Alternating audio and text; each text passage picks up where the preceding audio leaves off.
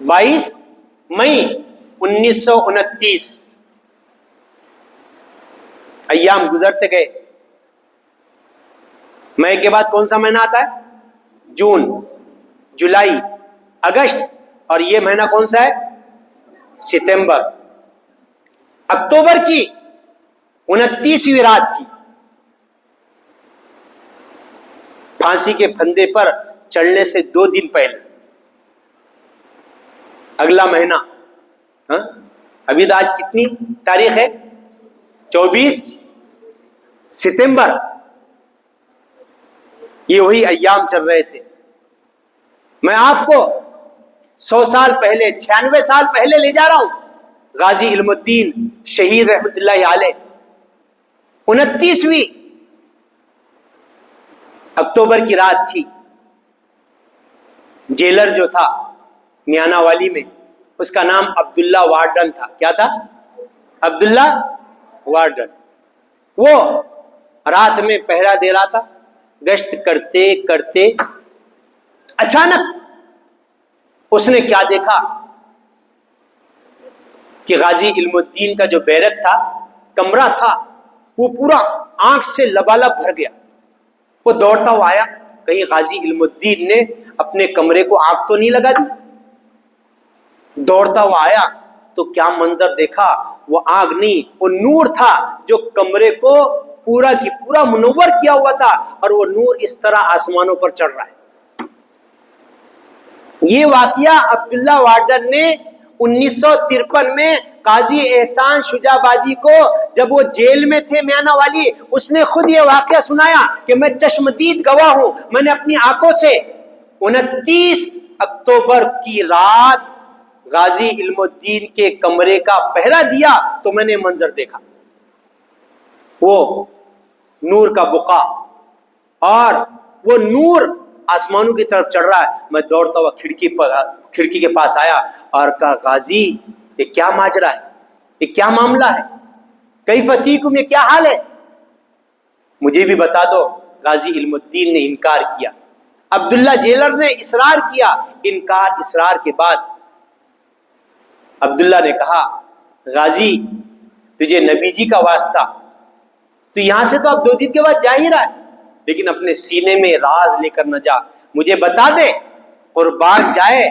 غازی علم الدین نے کہا، ابھی جو نور آسمانوں پر چڑھ رہا تھا، یہ وہ نور ہے کہ آقا نامدار محمد عربی صلی اللہ علیہ وسلم اور سیدنا علی ماں صحابہ کے میرے اس کمرے میں آئے. یہ جو نور تھا نا، یہ آقا نامدار محمد عربی صلی اللہ علیہ وسلم کا آئے، اور آنے کے بعد عرض کرنے لگے، غازی 2 باتیں عرض کرتا ہوں. جب تجھے 31 اکتوبر کو سولی کے پھندے پر چڑھایا جائے گا تو تجھے اس وقت جیلر، حکومت پوچھیں گی تمہاری آخری خواہش کیا ہے، تو تم ان سے کہہ دینا، میری آخری خواہش یہ ہے کہ تم پھانسی کا پھندا اپنے ہاتھوں سے میرے گلے میں نہ ڈالنا.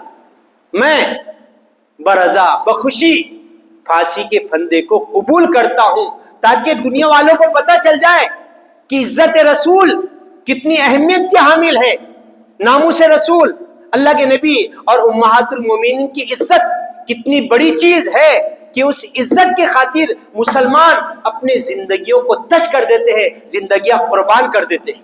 یہ امت کو، یہ دنیا کو، یہ حکومت کو، یہ ملک ہندوستان کو، انگریزوں کو بتایا جائے کہ امت محمدیہ سب کچھ برداشت کر سکتا ہے، اپنی عزت پر آنچ آئے برداشت کر سکتا ہے، ماں باپ کی عزت پر آنچ آئے وہ بھی برداشت کر سکتا ہے، اور آل و اولاد کو قربان کر دیا جائے یہ بھی برداشت کر سکتا ہے. کوئی اگر ہمیں گالی دے، ہمیں مارے، ہمیں لوٹے، ہمیں برباد کر دے، ہم سب کچھ برداشت کر سکتے ہیں، لیکن ہم اللہ کے نبی صلی اللہ علیہ وسلم کی عزت پر آنچ آ جائے یہ ہم کبھی برداشت نہیں کر سکتے. ابھی حال ہی میں 2-4 دن پہلے یو پی اتر پردیش میں کانپور کے علاقے میں ایک واقعہ پیش آیا. میلاد النبی صلی اللہ علیہ وسلم کے موقع پر اب مسلمان خوش ہوتے اور خوش ہونا بھی چاہیے. انہوں نے کیا ہے پوسٹر لگائے, اے لو محمد, ہم محمد عربی صلی اللہ علیہ وسلم سے پیار کرتے ہیں. پیار نہیں, اپنی جانیں نچھاور کرتے ہیں. پیار تو چھوٹی چیز ہے, محبت تو چھوٹی چیز ہے. اگر محمد عربی صلی اللہ علیہ وسلم پر آنچ آئے ہم سب برداشت کر سکتے ہیں, لیکن آقا نامدار محمد عربی صلی اللہ علیہ وسلم کی عزت اور ناموس کی خاطر ہم اپنی گردنیں بھی کٹا سکتے ہیں. کٹا کر گردنیں دکھلا گئے کربلا والے, کٹا کر گردنیں دکھلا گئے کربلا والے. کسی بندے کے سامنے جھک نہیں سکتے اللہ والے. ہم گردنیں کٹا سکتے ہیں لیکن ہم جھک نہیں سکتے. ہمارے صبر کو مت آزماؤ, بہت ہو گیا. تم نے ہر چیز کی, تم نے مسجدوں کو توڑا, تم نے عیدگاہوں کو مسمار کیا, تم نے مسلمانوں کی لنچنگ کی, تم نے مسلمانوں کو دبایا, مسلمانوں کی عزت اور ناموس کی تم نے دھجیاں اڑا دی, تم نے قرآن کو, تم نے اسلام کو, مسلمانوں کو بدنام کیا. ہم نے سب کچھ برداشت کیا, لیکن اب برداشت کی انتہا ختم ہو گئی. تم اگر محمد عربی صلی اللہ علیہ وسلم کو ایک لفظ بھی کہیں گے وہ زبانیں نکال دی جائیں گی. تم اگر محمد عربی صلی اللہ علیہ وسلم کو بارے میں ایک حرف بھی کہیں گے ہم برداشت نہیں کریں گے. میں کوئی جذباتی بیان نہیں کرتا, لیکن آقا نامدار کے لیے سب سے پہلے اگر گردن کٹانے کی نوبت آئی انشاءاللہ میں گردن کٹانے والوں میں سے وانا اول من المسلمین رہوں گا. پھر ہماری زندگی کیا فائدہ؟ ارے درخان کا کام کرنے والا, بڑائی کا کام کرنے والا, جس نے محمد نام کبھی سنا نہیں, جس نے اسلام کا کبھی نام نہیں سنا, جو دین اور مسجد نماز کے لیے کبھی نہیں گیا, میرے محترم بزرگوں اور دوستو, وہ سب سے بازی لے گیا. معمولی بات ہے.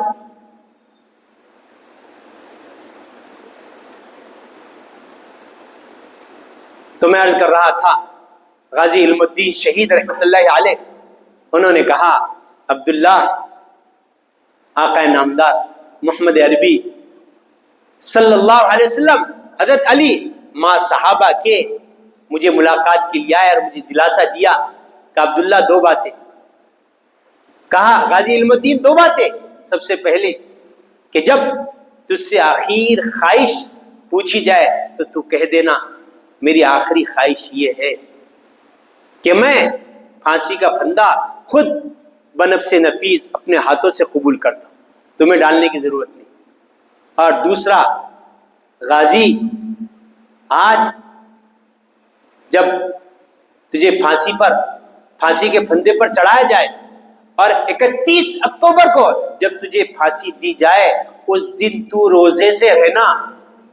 دن میں تجھے پھانسی پر چڑھایا جائے گا, لیکن غازی رات جنت الفردوس میں میرے دسترخوان پر حضرات صحابہ اور میرے ساتھ افطار کرنا. یہ خوشخبری آقا نامدار نے دی اور پھر اللہ کے نبی ماں صحابہ کے اوپر چلے گئے. اللہ نے بتایا یہ واقعات عشق محمد میں اللہ تبارک و تعالیٰ نے سرشار ہونے کی وجہ سے دنیا میں انعام اور یہ بڑی نعمت غازی علم الدین شہید رحمۃ اللہ علیہ کو عطا کی. اور ایک واقعہ عجیب و غریب کہ جس وقت لاہور کی جیل سے غازی علم الدین کو میانہ والی جیل میں منتقل کیا جا رہا تھا, اس وقت میانہ والی گاؤں میں ایک مجذوب رہا کرتا تھا. پوری زندگی کبھی نہیں بولا, پوری زندگی کبھی بات نہیں کی, لیکن آنے سے 2 دن پہلے وہ گلیوں میں دوڑنے لگا, گھروں میں جا کر چیخنے لگا, لوگوں سے ملاقات کر کر چلانے لگا اور کہنے لگا ایک عاشق رسول تمہارے گاؤں آ رہا ہے, اس کی قدر کر لو.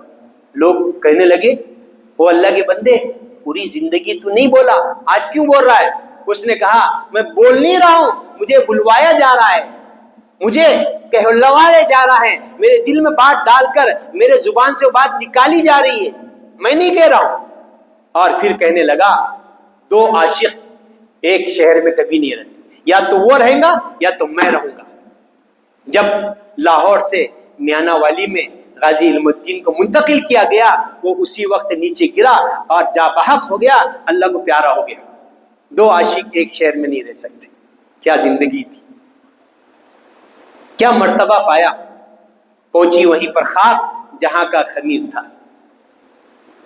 بالآخر وہ تاریخی رات 31 اکتوبر 1929 کی آئی، جو غازی علم الدین شہید رحمت اللہ علیہ کو پھانسی دی گئی، اور جیسے تخت دار پر لایا گیا انہوں نے خود پھانسی کا پھندا اپنے گلے میں ڈالا، اور ڈالنے کے بعد خوشی خوشی پھانسی پر چڑھ گئے، اللہ کو پیارے ہو گئے۔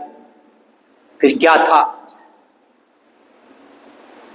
کئی دن بیت گئے، ان کے جنازے کو اس خوف سے کہیں انتشار نہ ہو انگریزوں نے نہیں دیا، مطالبہ کیا گیا امن اور شانتی کا۔ اس وقت ان کی نماز جنازہ پڑھنے کے لیے 6 لاکھ مسلمانوں نے شرکت کی۔ کتنے؟ 6 لاکھ۔ 10 کلومیٹر تک لمبی قطار تھی، کتنے؟ یہاں سے ہتگاؤں تک 10 کلومیٹر تک اس کی نماز جنازہ۔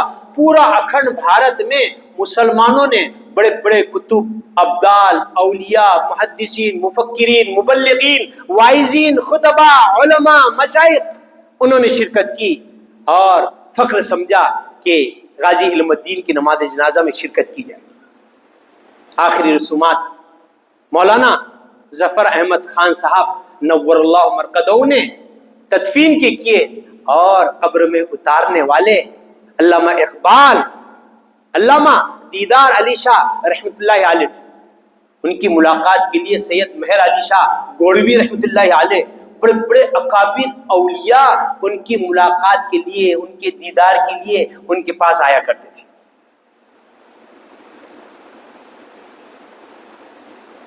اب ان کی نماز جنازہ سب سے پہلے جو پڑھائی گئی، 5 مرتبہ ان کی نماز جنازہ ہوئی۔ اب 6 لاکھ لوگ ایک ساتھ نماز جنازہ ہو سکتی؟ وہ کمپاس کا دور، وہ نیٹ کا دور، وہ مائک سسٹم کا دور تھوڑی تھا۔ 5 مرتبہ سب سے پہلی نماز جنازہ قاری شمس الدین رحمت اللہ علیہ نے ان کی پڑھائی، لاکھوں کا مجموعہ تھا۔ اس کے بعد مولانا ظفر احمد خان صاحب نے، اس کے بعد علامہ دیدار علی شاہ رحمت اللہ علیہ، انہوں نے ان کی نماز جنازہ پڑھائی اور پورا عالم سوگوار ہو گیا۔ غازی علم الدین شہید، جس نے اپنی زندگی کو اللہ کے نبی امہات المومنین کے لیے قربان کر دیا، اللہ نے پھر وہ مرتبہ عطا کیا میرے محترم بزرگوں اور دوستو، کہ جس وقت اسے میانہ والی قبرستان میں دفن کیا گیا، آج بھی وہی دفن ہے۔ اللہ نے قیامت تک کے لیے اس کا نام علماء، مشائخ اور خطباء واعظین کی زبان پر کر دیا۔ کام ایک کیا، اتنا بڑا عاشق رسول کہ کائنات میں اتنا بڑا عاشق رسول نہیں آیا۔ اسی لیے اللہ تبارک تعالیٰ نے قرآن حکیم میں دوسری صورت میں سورہ بقرہ میں پہلا پارہ آیت نمبر 104 میں کہا، یا ایھا الذین آمنو، اے ایمان والو، لا تقولوا راعینا، تم راعینا مت کہو، ولیکن قولوا، لا تقولوا راعینا وقولوا انظرنا واسمعوا وللکافرین عذاب علیم۔ تم انظرنا کہو اور واسمعوا کہو، سنو۔ لیم بالسنتہم، یہ مروڑ کر یہود جملہ کہا کرتے تھے، اللہ کے نبی صلی اللہ علیہ وسلم کے لیے بطور استہزاء گالی تھی۔ اللہ تبارک تعالیٰ نے فوراً نہل المؤمنین، اللہ نے مومنین کو منع کیا کہ تم اس طرح کے جملے استعمال مت کرو کہ جس میں تھوڑا سا بھی شائبہ اللہ کے نبی صلی اللہ علیہ وسلم کے عزت اور ناموس کا آ جائے کا وہ جملہ بھی تم استعمال مت کرو۔ یہ ہے عشق، یہ ہے محبت جو ہمارے اکابر نے، ہمارے پچھلے لوگوں نے کی۔ اس لیے عزیز طلبہ، ہمیں چاہیے ہم اللہ کے نبی صلی اللہ علیہ وسلم کی اتباع میں، آپ کی پیروی میں، آپ کے عشق میں پوری اپنی زندگی کو تج کر دیں۔ اللہ کے نبی صلی اللہ علیہ وسلم کا لایا ہوا دین امت تک پہنچائے، اپنی زندگی میں اسے داخل کرے۔ قرآن، حدیث، قال اللہ، قال رسول، اس میں محنتیں کرے، کچھ بن کر بتائے، کچھ کر کر دکھائے۔ جیسے قاضی علم الدین نے ایک کارنامہ انجام دیا، رہتی دنیا تک اللہ تبارک تعالیٰ نے اس کے نام کو چمکایا۔ ہم کچھ کرے، لاؤبالی کی زندگی نہ گزارے. ہاں؟ یہ جو لاؤبالی کی زندگی ہے، اساتذہ کی نافرمانی ہے، یا پھر گٹکا خوری ہے، اس سے اجتناب کرے. آپ کو علم ہے ایک بھاگنے والا، ایک گٹکا کھانے والا، اسے میں برداشت نہیں کرتا. 70-72 بچے کو اخراج جو ہوا ہے اسی لیے ہوا ہے. اتنی بڑی تعداد میں آج طلبہ ہے، ہم نصیحت کر رہے ہیں، سمجھا رہے ہیں کہ اس سے اجتناب کریں. کون کب کھا رہا ہے، کب کس کے ہاتھ سے منگا رہا ہے، مجھے سب علم ہے، میں پورے کیمروں میں دیکھ رہا ہوں. لیکن آپ کو معلوم ہے میں برداشت کرتا ہوں، درگزر کرتا ہوں کہ بندہ سنور جائے، سنبھل جائے، سدھر جائے. اس میں ہمارا نقصان نہیں. آپ کی زندگی بھی ایسی لاہوبالی میں صرف ہوں گی. ارے غازی علم الدین نے اپنی زندگی کو نبی جی کے لیے لگایا ہے، کم سے کم ایسا کوئی کارنامہ انجام دے. ہاں؟ ایسا مر کر بزدلوں کی موت، گیدڑوں کی موت. ٹیپو سلطان شہید نے کہا نا، گیدڑ کی 100 سالہ زندگی سے شیر کی 1 دن کی زندگی بہتر ہوتی. تم گیدڑوں کی موت مرنا چاہتے ہاں؟ کہ شیر کی 1 دن کی زندگی؟ ہاں؟ گھل گھل کر مرنے سے، کینسر میں کیا جھلسنے سے، مرنے سے بہتر یہ ہے کہ کچھ ایسا کارنامہ انجام دو کہ اسلام مسلمانوں کے لیے رہتی دنیا تک لوگ تم کو یاد کریں گے سب انشاءاللہ. اللہ سے دعا ہے اللہ عمل کی توفیق عطا فرمائے. پڑا فلک کو دل جلوں سے کام نہیں، پڑا فلک کو دل جلوں سے کام نہیں، جلا کر راکھ نہ کر دوں تو داغ نام نہیں. وما علینا الا البلاغ.